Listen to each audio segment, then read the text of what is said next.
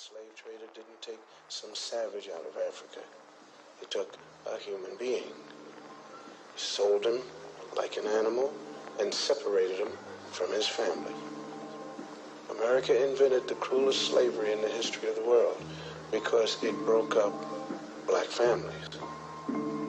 After slavery was over, America kept breaking up the black man's family. And that's some awful history to teach. Now, if you want to look history right straight in the eye, you're going to get a black eye. Because it isn't important whether a few black heroes got lost or stolen or strayed in America's history textbooks. What's important is why.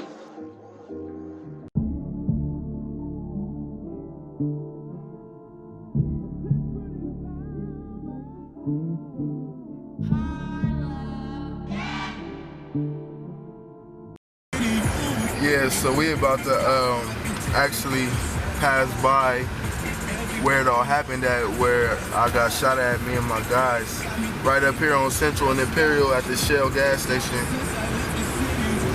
And it was right here on this side of the street. And we were pulled in at the gas station, and they started shooting.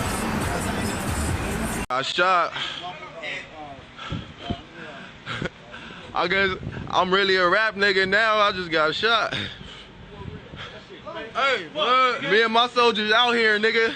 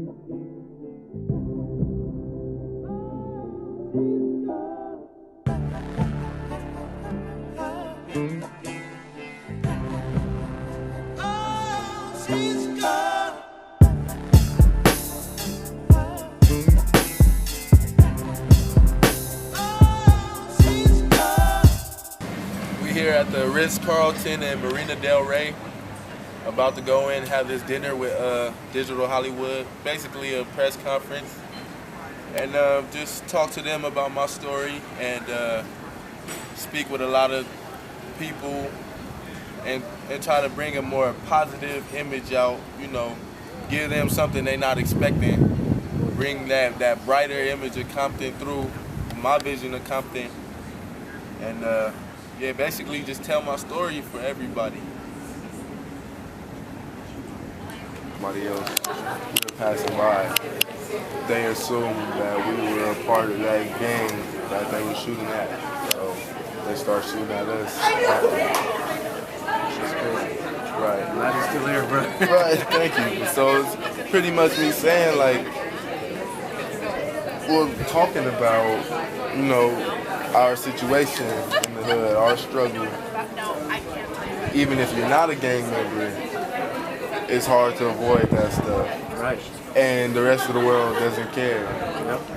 They don't even. They might enjoy the art that comes from it, but they don't try to do anything to help. And the people that have such bad things to say about the ghetto and the hood, they don't contribute to changing any of the problems. Nor do they ever have to be there, so they don't. Hey, thank you so much. Good evening, everybody. It's a real honor to be virtually here with you today. I wish I were there with you in person. It's wonderful to see gatherings like this, and you know, you're not alone. Gatherings like this are happening all over the country. There's a real excitement, there's a real energy, there's a real movement that's taking place around My Brother's Keeper, making sure that young people like those that I can see in the room can achieve their dreams. And if you hear President Obama talk about why that is so important. So we have a couple of folks here. We have one last person, Teriq Royal. Like you come up, we got a couple of minutes. Teriq wants to share a little bit. He's got a little spoken word and a little bit, just to give a little lead up. If you Google Compton rapper shot in the head. That's Teriq Royal. It just happened a little over a week ago, October 12th, the 13th of October. And he's here with us, and that's a blessing right here. So, Teriq. Good evening. My name is Omar Teriq Bradley. The nephew of former Compton Mayor Omar Bradley. I just graduated from Compton Unified School District at Centennial High School, class of 2015.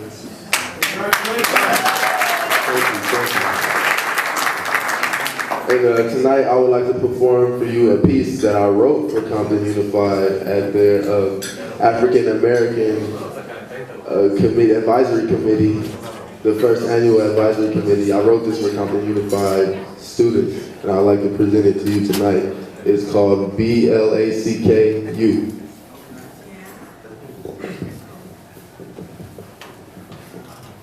Black is beautiful. Black is me and you. Black elders, black youth, your pain is to the roof. Black elders, it's up to you to battle the world. Set example for those who came after you. Black youth. I know how it feels to be you. How can I be so colored, yet so see-through? Half don't got a dad and mama injecting lethal. Neglection is so depressing. But even worse, too much attention. Her uncle's erection was pressing. Oh Lord, send that little baby a blessing. Listen, black is beautiful. Black is Compton Crips rocking blue and Bompton Pyros toting rockets too. Zimmerman shot Trayvon. The Carvers shot Stella too. They kill us. We kill us too. The type of stuff we worry about is youth. They say the way to make it out is through school, but it's pretty hard to make it through school without someone to guide you. Black elders, black youth. Black is beautiful. Thank you.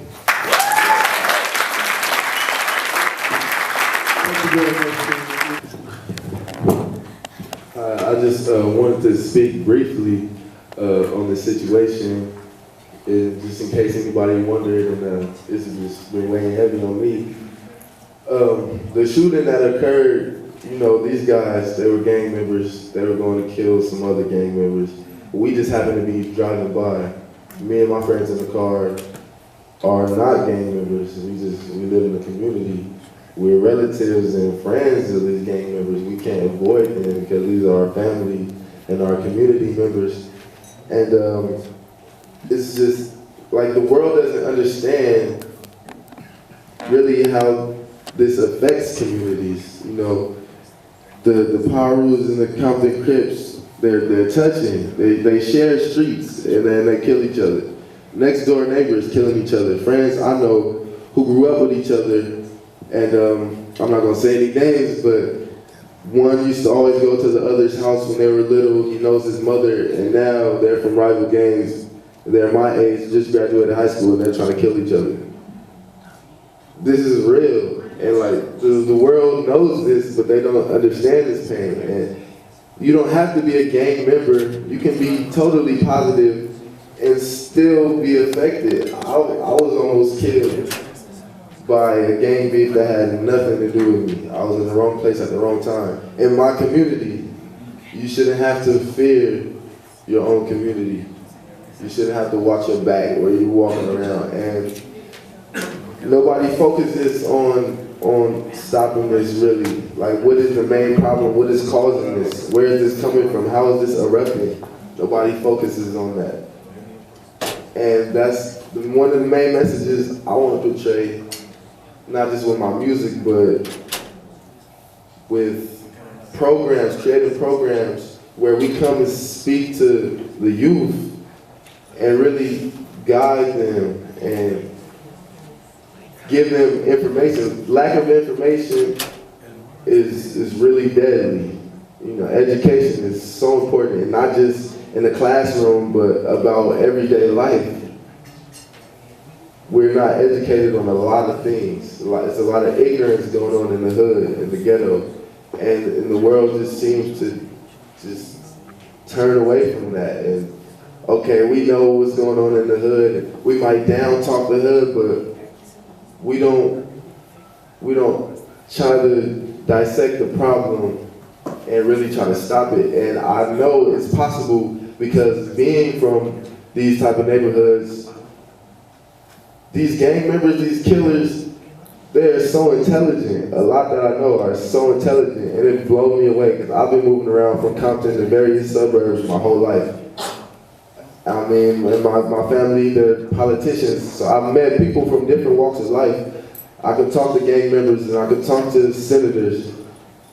And so coming back to Compton and just realizing how intelligent these gangsters are, it's like, with the right education, they can become something much greater. There's so many stories of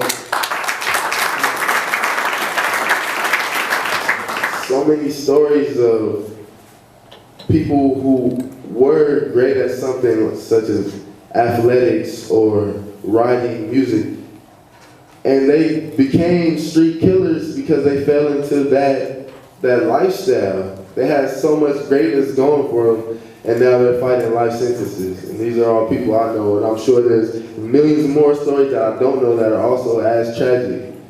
And it's so easy for people with influence to come in and make a change, but they don't. And so I'm just asking everybody here to just, have a heart and do what you can to come into these communities and make a change. Thank you. Thank you very much for your presentation.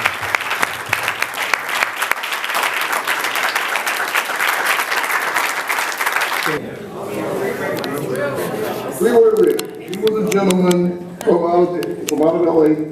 He was illiterate. And he made over $1 billion+ doing something illegal. Went to jail. I met him here in Kansas City, as a matter of fact. And he was telling his story, and the story was not that about the money he made. It was about the fact that he made the hustle because he didn't know anything better to do. But when he got to prison, he was taught how to read. He has read 300 books since he was in prison and released, and he has now taken skills, knowledge, and abilities that he had innately inside of him. Just like Teriq said, there's a lot of talent. Not just in that room, but in the streets. And we've got to get them sooner and go further and further. Because it's there. We've got a great nation, but everybody's got to be allowed to come forward. All of you in the room, thank you for what you're doing. Thank you all for being part of this, and thank you for allowing me to be part of your lives. Thank you. Hello.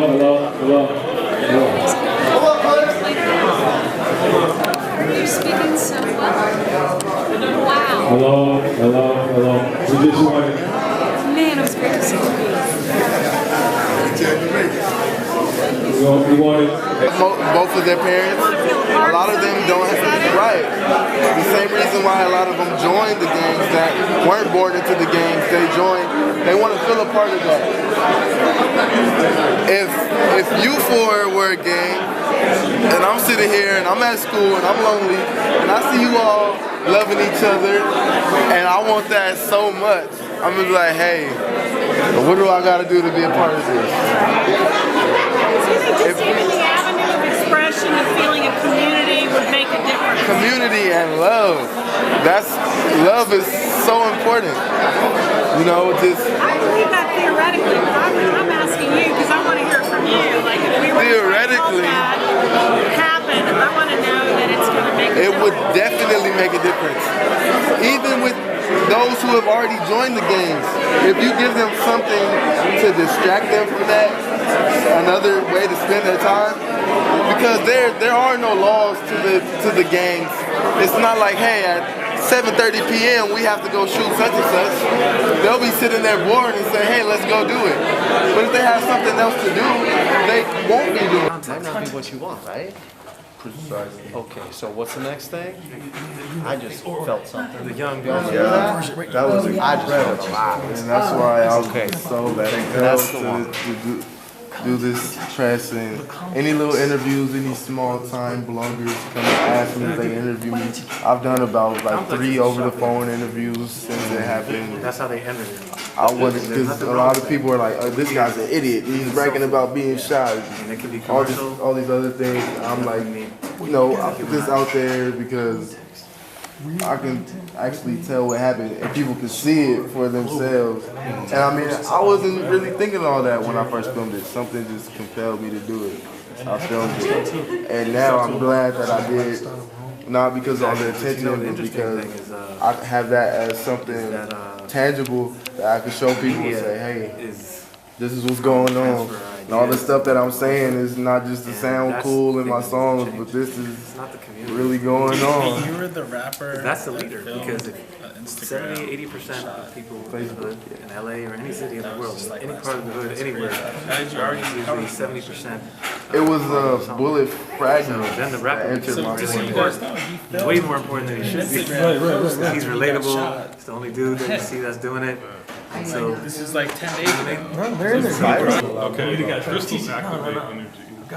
So when the CIA brought crack into the hood, which I know the guy, when they made the gangs, when they made the Bloods and the Crips, when they spent billions of dollars to do that, to repress the cities, because of the black movement, because of the Black Panthers.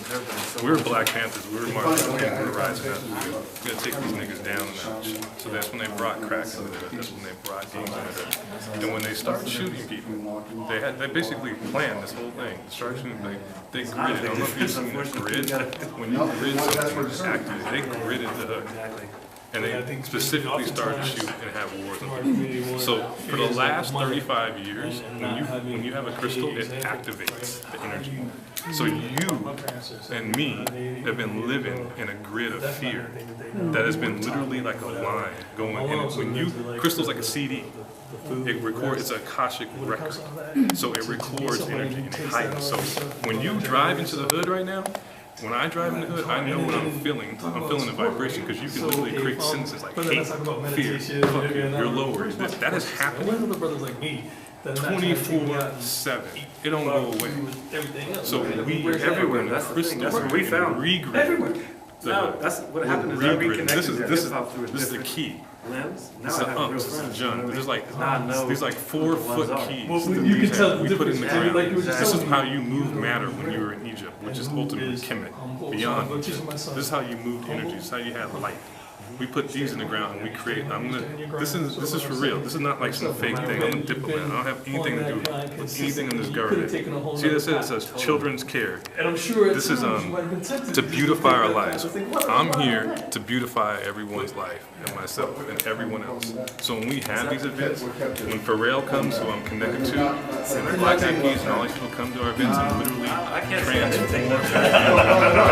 transform art, I would say, given the terrain I was in when I was working, we made the city of happiness. And that's not going to change. It's not going to change.